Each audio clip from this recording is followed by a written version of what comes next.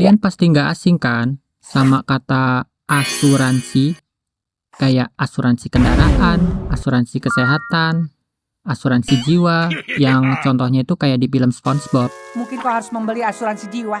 Dan kalau kalian pernah nonton film SpongeBob yang episode asuransi jiwa, mungkin kalian bakal mikir, "Cir, asuransi jiwa ini kayak immortal.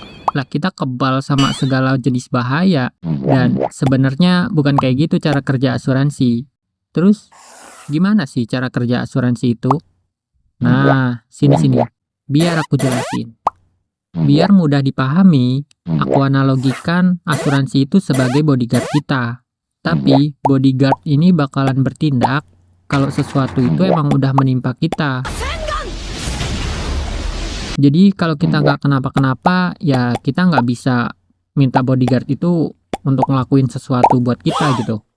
Sama kayak asuransi cuy, kita nggak bisa klaim asuransi kesehatan buat bayar pinjol atau cicilan motor. Hehe.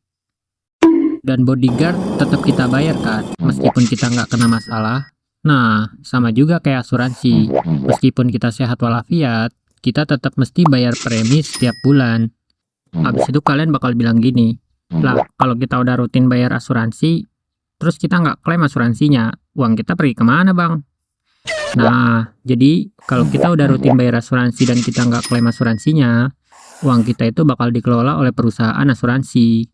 Uang itu mereka gunain untuk bayar klaim anggota lain, untuk biaya operasional perusahaan, misalkan gaji staf, sewa kantor, biaya marketing, dan lain-lain. Dan sebagian juga mereka simpan untuk persiapan kalau ada klaim besar di masa mendatang.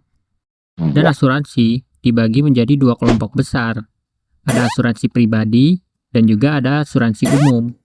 Asuransi pribadi itu meliputi asuransi jiwa, asuransi kesehatan, asuransi pendidikan, dan lain-lain. Pokoknya yang berkaitan dengan diri kita sendiri. Kemudian, kalau asuransi umum itu bisa berupa aset. Jadi kayak misalkan asuransi kendaraan, asuransi properti, asuransi perjalanan, dan lain-lain. Pokoknya segala sesuatu yang menyangkut properti kita atau aset kita gitu, bukan tentang kesehatan kita.